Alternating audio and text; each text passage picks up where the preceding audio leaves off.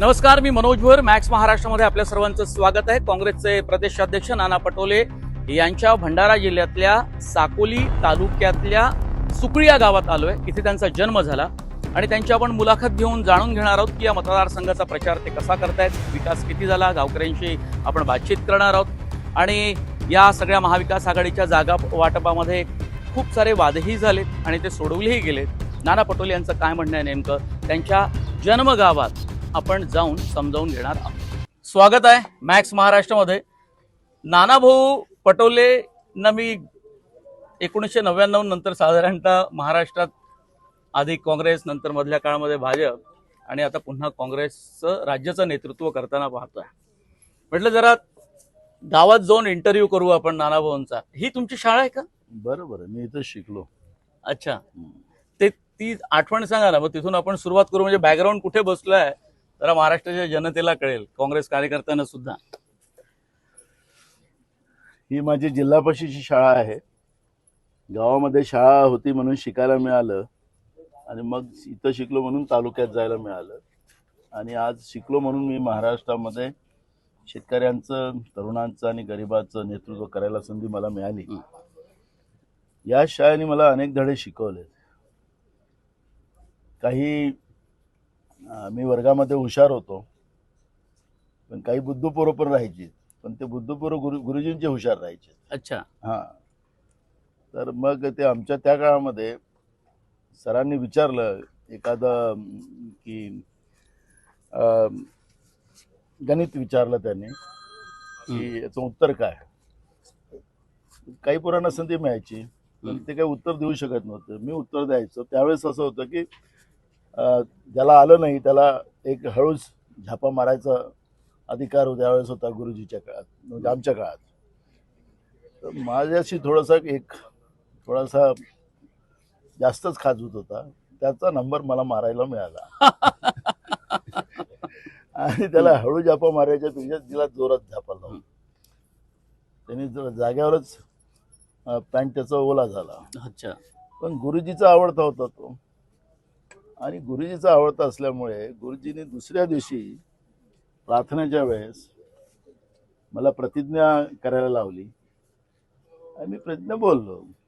एक शब्द चुकला आणि गुरुजीने तोच मुद्दा घेतला आणि मला रुडाने 5 जोराचे रूढ मारले, हात लाल करून टाकले. इतक्या जोरात मारलं तर गुरुजीने असा राग केला. मी हे याच्यासाठी आठवण सांगितली की मी राजकीय याच्यात आल्यानंतर इथेही काही चमचेगिरी बुद्धू लोक असतात आणि ते कानात भरत राहतात. पण मी आमच्या भागामध्ये मला ते आवडत नाही की कच्च्या कानाचे लोक असावेत. जे आहे ते तोंडावर बोलावं. आणि आमच्या भागात तुम्हाला लोकांना बघाल की आमचं जे आहे की सगळे लोक, कुठला मधला माणूस नाही, डायरेक्ट लोक मला भेटतात. याचं चित्र आपण पाहतो. तर ही जी कानात भरणारी जी व्यवस्था असते त्याचा मला पहिलेपासूनच राग राहिला. काँग्रेसमध्ये पण तो अनुभव आला तुम्हाला? मी सांगत आहे तर त्याचा आता फायदा होत आहे. जे गुरुजीने त्या काळात मला अच्छा जे पनिशमेंट दिलं होतं त्यावेळेस मी सीख घेतली आणि त्या आधारावरच आज मी मोठा होत गेलो. त्याच पद्धतीची टीम महाराष्ट्रात तयार करत गेलो. आणि आपल्याला लक्षात असेल की ज्या दिवशी मी प्रदेशाध्यक्ष झालो त्या दिवशी सगळ्यांच्या नेत्यांच्या समोर सांगितले. पहिल्या मीटिंगमध्ये कार्यकारिणीची मोठी मीटिंग लावलेली होती आणि त्याच्यामध्ये मी सांगितलं की नाना पटोलेचे कोणी लोक होऊ नका, पंजाबचे लोक व्हा, काँग्रेसचे लोक व्हा. जो काँग्रेसचा असेल त्यालाच संधी आम्ही देऊ. आखरी काँग्रेस सारख्या एका मोठ्या पक्षाचं नेतृत्व राज्यात करत असताना काँग्रेस पक्ष हा तळागाळातला आहे, लोकांचा आहे, सर्वसामान्याचा आहे, शेतकऱ्यांचा आहे, गरिबांचा आहे. आणि एवढे वर्ष काँग्रेसनी या देशाच्या स्वातंत्र्यामध्ये आणि देशाच्या स्वातंत्र्याच्या नंतर हा देश डॉक्टर बाबासाहेब आंबेडकरांच्या संविधानाच्या आधारावर मोठा केलेला आहे. आणि म्हणून जगाला आज आपण बरोबर दिमाखानं आज जगामध्ये आपण उभा आहोत. पण आता हा मधला काळ आपण पाहतोय, हा 2014 नंतरचा हा भयानक काळ आता आपल्या समोर आला. आजच मी सकाळी काही पेपर वाचत होतो सोशल मीडियावर. तर केंद्र सरकारने एक बालकृष्ण आयोग बसवला. शेड्यूल कास्ट असेल, आदिवासी असेल, ज्यांनी धर्म बदलला, म्हणजे आता आमचे शेड्यूल कास्टच्या लोकांनी बौद्ध धर्म स्वीकारला तर त्याचं आरक्षण रद्द करून टाकू. अच्छा. शेड्यूल कास्टनी तो आदिवासींनी ख्रिश्चन धर्म घेतला तर त्याचं रिझर्वेशन संपवून टाकू. मला असं वाटतं की आमचं संविधान, बाबासाहेबांनी आपल्याला जे संविधान दिलेलं आहे त्या संविधानामध्ये आपल्याला एक गोष्ट पाहायला मिळतं की प्रत्येकाला स्वायत्ता दिलेली आहे. प्रत्येकाने आपल्या आपल्या धर्मावर ज्याला वाटतं तो धर्म त्याला स्वीकारता येतं. आणि धर्म ही जगण्याची एक व्यवस्था आहे, पण धर्म एक मनुष्य जीवनाचं त्याला दिशा देणारा एक व्यवस्था आहे. याचा अर्थ असा नाही की त्यांनी धर्म तो स्वीकारला म्हणून त्याचं आरक्षणच संपवून टाकायचं, शोषित पीडित समाजावर अन्याय करायचा. ही जी काही व्यवस्था देशामध्ये आलेली आहे संविधानिक व्यवस्थेच्या विरोधातली, त्या व्यवस्थेच्या विरोधातलं एक वादळ या महाराष्ट्रामध्ये आम्ही उभं केलं आणि लोकसभेमध्ये आपण पाहिलं की त्याचा निकाल आम्हाला मिळाला आणि मोदीच्या विरोधात महाराष्ट्राच्या जनतेने मतदान केलेलं आहे आणि आज विधानसभेमध्ये ते चित्र आपल्याला पाहायला मिळालं. मला पण आता काय झालं की 3 मुद्दे तुमच्या संदर्भातले अत्यंत महत्त्वाचे आहेत. त्यातला रश्मी शुक्ला महाराष्ट्राच्या डीजीपी, त्यासाठी तुम्ही खूप आग्रही होता आणि तुम्ही आरोप केला होता की रश्मी शुक्ला महाराष्ट्रात असताना म्हणजे दिल्लीला जाण्याच्या पूर्वी त्यांनी फोन टॅप केले आणि ही मागणी तुम्ही अनेक दिवसांपासून करत होते आणि ती बदली झाली. आपण पाहिलं असेल की रश्मी शुक्लाची डीजी या पदावर जी नियुक्ती झाली होती ती असंविधानिक होती. तिला 2 वर्षाचं एक्सटेन्शन दिलं गेलं होतं. अशा हायली पोस्टसाठी कुठलंही एक्सटेन्शन दिलं जात नाही. त्याला सिनियरिटीच्या आधारावरच त्या नियुक्त्या केल्या जातात आणि ती पदं भरली जाते. सरकारने आपल्या अधिकाराचा दुरुपयोग केलेला होता आणि मी वारंवार त्याच्यामध्ये विधानसभेत भूमिका मांडली होती की हे असंविधानिक पोस्टिंग आपण रश्मी शुक्लाची केलेली आहे आणि वरून त्यांच्यावर गुन्हे दाखल झालेले आहेत. या सरकारने त्यांच्यावरचे गुन्हे क्रॅश करण्याचा प्रयत्न केला आणि ते पण आखरी फाईल तयार झालेली ती संपणार नाही. माझेच नाही तर राज्यातल्या अनेक लोकांचे फोन टॅपिंग करण्याचं काम केलं आणि त्यावेळेस या रश्मी शुक्लानी खोटे नावं दाखवून, म्हणजे माझं नाव अंजद खान करून टाकलं, ते खडसेंचं नाव काहीतरी वेगळंच केलं, मुस्लिम लोकांशी नावं जोडली. आखरी त्यांना माहित होतं की हा नाना पटोलेचा नंबर आहे, माझंच नाव टाकायला पाहिजे होतं. पण तिने सरकारची दिशाभूल केली आणि दिशाभूल करून या पद्धतीचं महाराष्ट्रामध्ये फोन टेपिंग केली. चौकशी झाली, स्वतःहून केली. चौकशी झाली आणि चौकशीमध्ये ती गुन्हेगार ठरली. त्यावेळेचे मुख्यमंत्री देवेंद्र फडणवीस या कामात तर फार एक्सपर्ट आहेत. अधिकारांचा कसा वापर करायचा, त्याचा दुरुपयोग कसा करायचा तो त्यांनी केला आणि देवेंद्र फडणवीस आणि रश्मी शुक्ला मिळून महाराष्ट्रातल्या अनेक लोकांचे फोन टेपिंग करण्याचे काम त्या काळात झाले आणि ते चौकशीमध्ये स्पष्ट झालं, त्यांच्यावर गुन्हे दाखल झाले. अशा व्यक्तीला समजा राज्याच्या प्रमुख पदावर पोलीस महासंचालक नेमलं जात असेल तर हा महाराष्ट्र कायद्याचं राज्य आहे, शाहू फुले आंबेडकर विचाराचा महाराष्ट्र आहे, छत्रपती शिवाजी महाराजांचा महाराष्ट्र आहे. पण या महाराष्ट्रामध्ये जे भाजपने ज्या महाराष्ट्राचा जो चिखल करण्याचं काम केलेलं आहे, जे पाप केलेलं आहे, त्या विरोधात मी लढाई लढली आणि आखरी रश्मी शुक्लाला निवडणूक आयोगाला त्या पदावरून काढावं लागलं आणि काल ते झालेलं आहे. आता विधानसभेच्या निवडणुकीत तुम्ही पाहिलं की तुमची एक मागणी होती की कॉटन मोठ्या प्रमाणात आयात करण्याचा निर्णय, त्याच्या विरोधामध्ये तुम्ही पंतप्रधान नरेंद्र मोदी यांना पत्र लिहिलं. आता हा सगळा कॉटन बेल्ट आहे, 40 लाखच्या आसपास महाराष्ट्रामध्ये सुद्धा कापसाचं उत्पादन घेणारे शेतकरी आपल्याकडे आणि सोयाबीन कॉटनचाच हा सगळा इलाका मानला जातो विदर्भाचा. बघा, महाराष्ट्रातला शेतकरी हा भाजपच्या काळात सगळ्यात जास्त दुखावलेला आहे. भाजपची नियतच ही शेतकरी विरोधी आहे. मग धान उत्पादक शेतकरी असेल, कापूस उत्पादक शेतकरी असेल, सोयाबीन पिकवणारा शेतकरी असेल, कांदा पिकवणारा शेतकरी असेल, जेव्हा जेव्हा शेतकऱ्यांचं धान्य शेतातून बाहेर येतं तेव्हा तेव्हा केंद्रातलं बसलेलं मोदीचं सरकार, जसं आता मी कापसाचं पत्र परवा प्रधानमंत्र्यांना दिलं की आता कापूस शेतकऱ्यांचा निघायला लागला आणि तुम्ही आता विदेशातून आयात करताय. पहिले राज्यातल्या देशातल्या कापूस उत्पादक शेतकऱ्यांचा कापूस घेतला गेला पाहिजे आणि नंतरच तुम्हाला आयात करावं लागत. जर कमी पडत असेल मग आयात करा. पण तुम्ही ऐन पीक निघत असताना तुम्ही या पद्धतीनं कापसाला शेतकऱ्यांच्या कापसाला भाव मिळू नये. हे निवडणुकीशी जोडून तुम्ही बघता, कारण त्यांनी आयात केलं तर त्यांचा भाव जो इथला हे आता महाराष्ट्रातला तो कमी नाही, होईल. हे निवडणुकीला जोडून नाहीये. ही या नरेंद्र मोदीचं जेव्हापासून सरकार आलं तेव्हापासून त्यांनी सगळ्या महाराष्ट्रातल्या देशातल्या शेतकऱ्याला बर्बाद करण्याचं प्लॅन पण केलं. शेतकऱ्यांची चिंता त्यांनाही असेल, त्यांची मदत नाही आहे त्यांनाही हवी आहे ना. त्यांना त्यांची पॉलिसी ती नाही आहे, ती मनुस्मृतीची पॉलिसी आहे. लोक आर्थिक कमजोर झाले पाहिजेत, शेतकरीच नाही. तुम्हाला आता बेरोजगारांचे काय हाल केले, शिकलेले मुलं मुली कसे रस्त्यावर फिरतात आहेत. महाराष्ट्रामध्ये जसं पेपर लीक केला जातो तसं उत्तर प्रदेशमध्ये केला जातो. त्यांना असं वाटतं की लोकांजवळ आर्थिक ताकद कमी झाली पाहिजे. आर्थिक ताकद कमी झाली आणि शैक्षणिक व्यवस्था. मी माझ्या जिल्हा परिषद शाळेमध्ये बसलेलो आहोत. तुम्ही मगाशी सुरुवातीला सांगितलं की या शाळेत मी शिकलो म्हणून मला तालुक्यात जाता आलं, नाही तर मी आता शेतामध्ये काम करत राहिलो असतो. आज जवळपास राज्यामध्ये 15,000 जिल्हा परिषद शाळा बंद करायचं सरकारने धोरण तयार करून ठेवलेलं आहे. निवडणुकीत चुकीनं येणार तर नाही माहितीचं सरकार, पण चुकीनं महाराष्ट्रात हे सरकार आलं त्या जिल्हा परिषदच्या 15,000 शाळा आता पहिल्या टप्प्यात बंद करण्याचा निर्णय केलेला आहे. हळूवार सगळं शिक्षण संपलं पाहिजे, सगळे लोक आर्थिक कमजोर झाले पाहिजे आणि जनता गुलामीमध्ये गेली पाहिजे. ही भूमिका भाजपची आहे, त्याला मनुस्मृती म्हणतात. आणि ही मनुस्मृती आणण्याचं आणि संविधान संपवण्याची भूमिका भाजपने तयार केलेली आहे आणि त्याचा परिणाम आज आपला देश भोगतोय.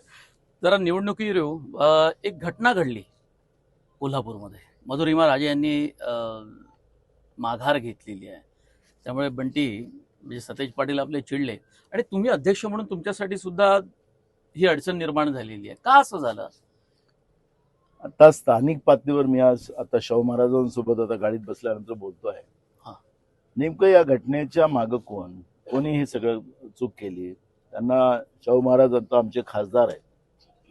ऍक्च्युअली काय नेमका प्रकार झाला, बंटीशी माझं बोलणं झालं, बंटीने आपली भूमिका मांडली.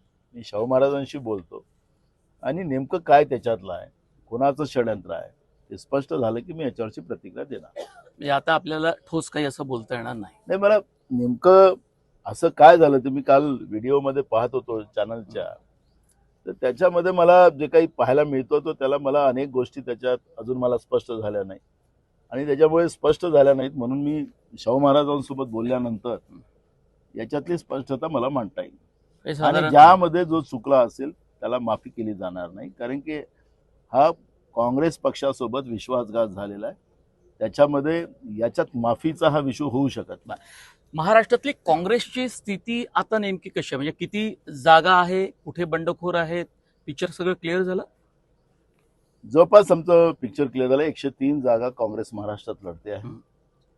एक पंढरपूरच्या जागेमध्ये पवार साहेबांचा कॅन्डिडेट राहिलेला आहे, तोही आता 6 तारखेला आमच्या तिथं भगीरथ भालके म्हणून आमचे उमेदवार आहेत, त्यांना तो सपोर्ट त्या ठिकाणी करायला आम्ही लावू आणि महाविकास आघाडीचे उमेदवार आमचे भगीरथ भालके त्या ठिकाणी होतील. तेवढाच एक प्रश्न राहिलेला आहे. जवळपास 99% जागेमध्ये आम्ही विड्रॉल करण्यामध्ये आम्हाला यश आलेले आहे. किती जागा निवडून येतील महाराष्ट्रामध्ये? महाविकास आघाडीचं जवळपास 200च्या पार आमचा आकडा राहील. काँग्रेस जवळपास 85च्या जवळजवळ जाईल अशा पद्धतीचं आज आमचं समीकरण आहे. या उमेदवारांमध्ये उच्च शिक्षित, वेगवेगळ्या विषयातले तज्ज्ञ असलेले किंवा माहिती असलेले असे काही उमेदवार आहेत काँग्रेसकडे? खूप आहेत. अच्छा. एक डॉक्टर सचिन पावडेंना शेवटच्या क्षणी त्यांचं तिकीट कापलं गेलं, अडचणीचा प्रश्न आहे तुमच्यासाठी. पण असं सगळं करत असताना किमान तुम्ही त्यांच्या नावाला ग्राह्य धरलं होतं. तर डॉक्टर सचिन पावडे यांचं कामही तिथे सगळं होतं, त्यांच्या वतीने प्रश्न विचारत नाही. पण तुम्ही हा निर्णयाप्रत आले होते की सचिन पावडे यांना उमेदवारी द्यायची, नेमकं काय झालं नंतर? त्याच्यामध्ये एक गोष्ट झाली की महाराष्ट्रामध्ये विशेष करून राहुल गांधींची भूमिका जी आहे की देशातल्या प्रत्येक समाजाला नेतृत्व करायची संधी मिळाली पाहिजे, ही भूमिका राहुल गांधींची आहे. त्याच्यामध्ये सोशल इंजिनिअरिंग हा त्याच्यातला एक महत्वाचा भाग होता. सचिन पावळे डॉक्टर आहेत, त्यांची सामाजिक मोठं काम आहे आणि त्यांच्याबद्दलची सकारात्मक भूमिका आमची होती. त्या पद्धतीचं त्यांचं नाव पण आम्ही CSE पर्यंत घेऊन गेलो. पण जी काही सोशल इंजिनिअरिंगचा जो भाग होता त्याच्यामध्ये अडचण आली. पण मला अजूनही तुमच्या माध्यमातून तुम्ही हा प्रश्न विचारला तर सचिन पावळे साहेबांना माझी विनंती आहे की शेखर शेंडेला त्या ठिकाणी सपोर्ट केला पाहिजे आणि त्यांचं जे सामाजिक काम करायची इच्छाशक्ती आहे त्याला न्याय देण्याची भूमिका काँग्रेस पक्षाच्या वतीनं आम्ही करू. बरं, महाविकास आघाडीच्या एकत्रित प्रचार सभेला सुरुवात कशी, त्याची काही योजना तयार केली आहे महाराष्ट्रामध्ये? कारण दिवस फार कमी आहे आणि दिवाळीचे 4 अत्यंत महत्वाचे दिवस हे निघून गेले. उद्या आमची एक संयुक्त मीटिंग BKC मध्ये आहे. त्याच्यामध्ये राहुलजी राहणार आहेत, आमचे राष्ट्रीय अध्यक्ष खरगे साहेब राहणार आहेत, शरद पवारजी राहणार आहेत, उद्धव ठाकरे साहेब राहणार आहेत, आम्ही राहणार आहे. उद्या संध्याकाळीच आमची 6 वाजता मुंबईला BKC मध्ये संयुक्त मीटिंग होणार आहे. त्यामध्ये आम्ही गॅरंटी ज्या महाराष्ट्राच्या जनतेला जे आम्ही जाहीर करणार आहोत ते उद्या गॅरंटी आम्ही डिक्लेअर करतोय. आणि पक्षाचं नेतृत्व करत असताना राज्यामध्ये साकोली मतदारसंघ सुद्धा सांभाळायचा आहे. मला माझ्या भागातल्या जनतेवर विश्वास आहे, आमच्या सगळ्या नेत्या कार्यकर्त्यांवर विश्वास आहे आणि एवढे वर्ष मी या भागात काम करत असताना मी लोक जोडलीत, प्रेमाने जोडलीत, लोकशाहीच्या व्यवस्थेने जोडली. कोणाला धमकवून वगैरे या पद्धतीचं मी राजकारण कधी केलं नाही. त्यामुळे मला माझ्या भागातल्या जनतेवर विश्वास आहे आणि त्यांचा माझ्यावर विश्वास आहे. आणि तुम्ही पाहिलं की आज मी निघालो तर मी आता सरळ इकडे 14 तारखेलाच येणार. उद्या मी नागपूरला राहुल गांधींच्या बरोबर संविधान बचाव प्रोग्राम आहे, त्याच्यामध्ये आम्ही जाणार आणि तिथून मग मुंबई आणि तिथूनच मग मी नांदेडला जाऊन पूर्ण दौरे करून मी 14 तारखेला मग गोंदिया भंडारा जिल्ह्यामध्ये इकडे येणार आहे. 2 दिवस.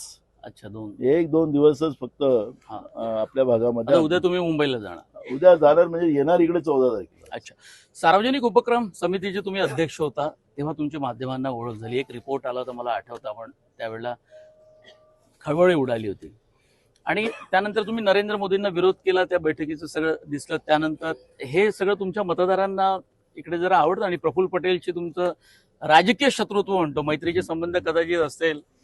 तुम्ही एकत्र भेटले तर तुम्ही संजय राऊत आणि फडणवीसांचं पण हस्तांदोलन करतानाचा फोटो व्हायरल झाला होता.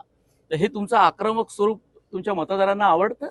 बिलकुल. अन्यायाच्या विरोधात लढण्याची जी भूमिका आहे, आपण पाहिलं असेल की मी आमच्या इकडे वन जमिनीच्या मुद्द्यामध्ये आम्ही जेलमध्ये गेलो, 14 दिवस जेलमध्ये राहिलो. गोर गरीब माणसांना त्याच्या हक्काची जमीन मिळावी ही भूमिका आमची होती आणि माझ्याबरोबर असंख्य शेतकरी गरीब माणसं त्या काळात आलेले होते. आम्ही जेलमध्ये 14 दिवस नागपूरच्या सेंट्रल जेलमध्ये राहिलो. शेतकऱ्यावर किंवा गरीबावर कोणी अन्याय करत असेल तर मला त्यांच्या विरोधात लढण्याची प्रेरणा माझ्या भागातल्या जनतेने दिलेली आहे आणि मी आजचा नाही, कॉलेजच्या जीवनापासून या पद्धतीचं मी वागलेला.